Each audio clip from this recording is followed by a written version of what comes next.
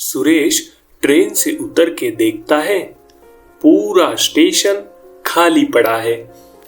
सुरेश को पास के गांव मीरापुर जाना है, पर आज सुरेश को एक बैलगाड़ी तक नजर नहीं आती है। सुरेश एक स्कूल टीचर है और इस गांव में अकेला ही रहता है। कुछ महीने पहले ही सुरेश इस गांव में आया है।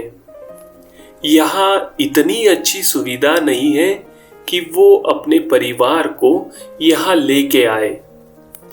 आज सुरेश शहर से अपने घर आ रहा था। कल रविवार था। सुरेश हर शनिवार को अपने घर जाता है। रविवार को अपने घर पे रह के सोमवार को सुबह मीरापुर गांव वापस आता है। यही सुरेश की हर सप्ताह की दिनचर्या थी। पर आज किसी कारण से ट्रेन नहीं चल रही थी, तो गांव पहुंचते पहुंचते उसे देर हो गई। ओह, आज ये क्या हुआ? कोई नजर नहीं आ रहा है। पूरा स्टेशन खाली पड़ा है। लगता है आज 2 मील का रास्ता पैदल ही काटना पड़ेगा। अरे, एक दुकान तो दिख रही है वहां पे। चलो चलते हैं उस दुकान के पास। भैया, आज स्टेशन ऐसा सुना सुना क्यों है? ना रिक्शा, ना बैलगाड़ी, ना घोड़ा गाड़ी, कुछ भी नजर नहीं आ रहा है। बाबू, लगता है आप नए हो। आज सोमवार है और आज के दिन रात को ये स्टेशन खाली ही रहता है।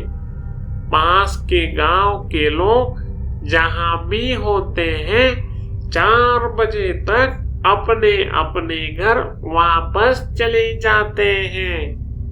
इसीलिए सारा का सारा स्टेशन 6 बजे के बाद से खाली हो जाता है। अब तुम ही बताओ बाबू, 6 बजे के बाद यहाँ कोई नहीं होता है, तो लोग यहाँ रुक के क्या करेंगे? पर भैया, इसकी कोई खास वजह कि यहाँ आज सब सुना सुना है? पता नहीं बाबू, पर मेरी मानो तो आज रात को उस गांव में मत जाओ। यही स्टेशन पर रुक कर आराम करो। नहीं भैया, आज मुझे जाना ही पड़ेगा। किसी भी हालत में कल मुझे स्कूल ज्वाइन करना है। आज 2 दिन की छुट्टी हो चुकी है। स्कूल बंद है। कैसे भी करके आज मुझे गांव जाना ही पड़ेगा।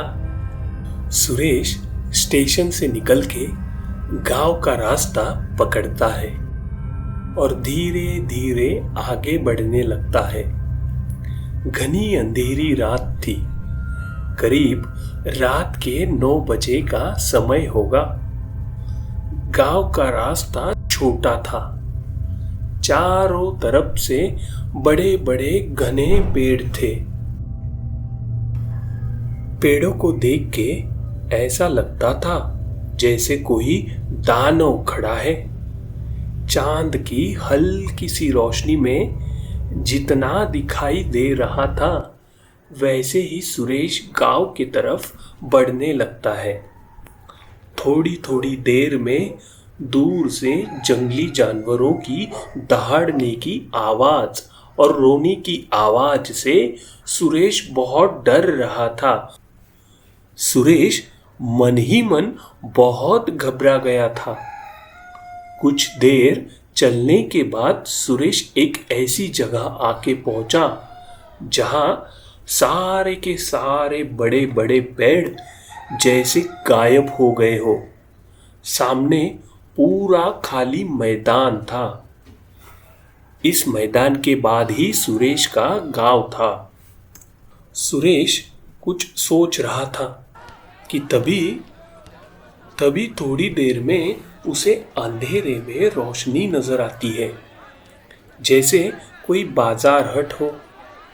उस रोशनी को देख के सुरेश को तसल्ली मिलती है। उस रोशनी में उसे दिखाई देता है कि कोई कुछ बेच रहा है। सुरेश को थोड़ा अजीब लगता है।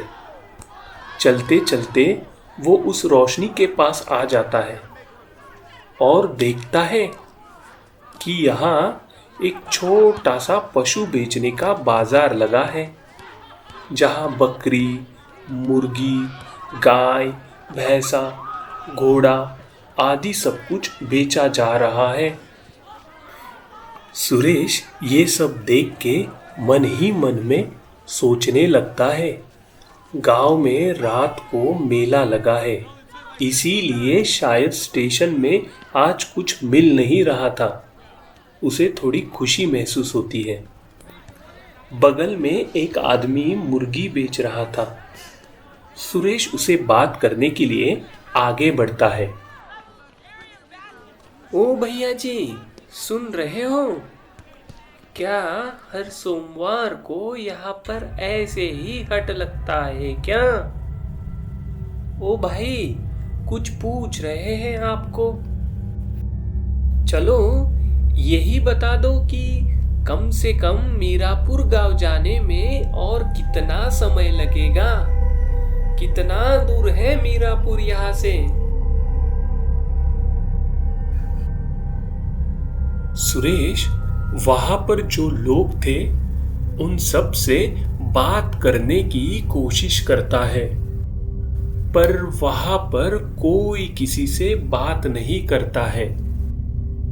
तभी सुरेश एक बात पे गौर करता है कि यहाँ पे जितने भी लोग खड़े हैं वो सब चुपचाप खड़े हैं, कोई किसी से कुछ भी बात नहीं कर रहा है और सबके सर नीचे झुके हुए थे।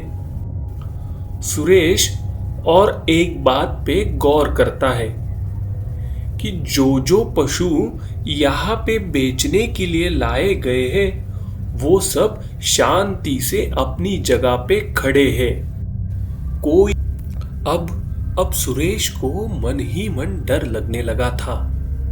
वो धीरे धीरे समझ रहा था कि जरूर यहाँ पे कुछ ऐसा है कि जो होना नहीं चाहिए था। सुरेश जोर जोर से अपने पांव चला के गांव की तरफ जाने लगता है कि तभी वो ये अनुभव करता है कि जैसे कोई उसका पांव पकड़ के रखा है और आगे बढ़ने से रोकने की कोशिश कर रहा है।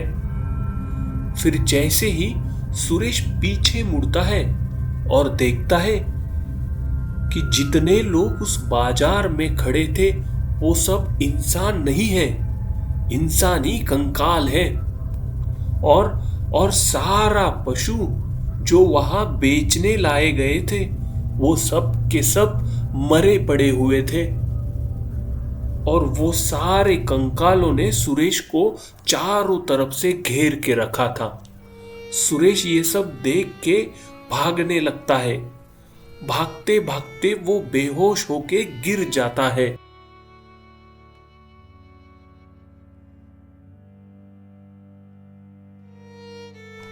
मुखिया जी, ये क्या हुआ? और हम यहाँ कैसे आ गए? मुझे तो कुछ भी समझ में नहीं आ रहा है। कैसे समझाएंगे मास्टर बाबू? पूरे गांव के लोग और साधु बाबा जी सब मिलके आपको लेके आए हैं उस भूतिया हट से वापस। हम सब ने कल आपके आने का इंतजार किया था। आप कल आए ही नहीं बाबू। कल रेल का कुछ हड़ताल चल रहा था। हम लोगों को समझ में आ गया था आप आज देर से आएंगे। शाम तक हम लोग गांव में ही इंतजार कर रहे थे आपके आने का। जब देखे आप नहीं आए तो सब मिलके एक बार बस यही देखने गए थे कहीं आपके साथ रास्ते में कुछ ऐसा वैसा ना हो गया हो। और जिसका डर था वही हुआ बाबू। आप बेहोश पड़े थे, सब मिलके आपको यहाँ लाए हैं। पर वो था क्या मुखिया जी? मुझे जानना है कि आखिर ऐसा क्या हुआ था कि वो जगह हर सोमवार को इतनी भयानक हो जाती है। तो सुनिए बाबू, बहुत पुरानी बात है। ऐसे ही सोमवार का दिन था। लगभग 20-25 साल पहले उस मैदान में बड़ा सा मार्केट लगता था जहाँ ज्यादातर लोग घर पले हुए जानवरों को बेचा करते थे, जैसे कि गाय, भैंस, मुर्गा, बकरी आदि सब कुछ। एक दिन ऐसा हुआ कि अचानक बहुत ज्यादा बारिश हुई, बहुत ज्यादा आंधी तूफान। वो मैदान नदी के एकदम किनारे था बाबू। आप तो जानते हैं उस साल इतना तेज बारिश हुआ कि नदी अपने उफान पे थी। अचानक से एक बहुत तेज लहर आती है और सबको अपने साथ बहा के लेके चली जाती है।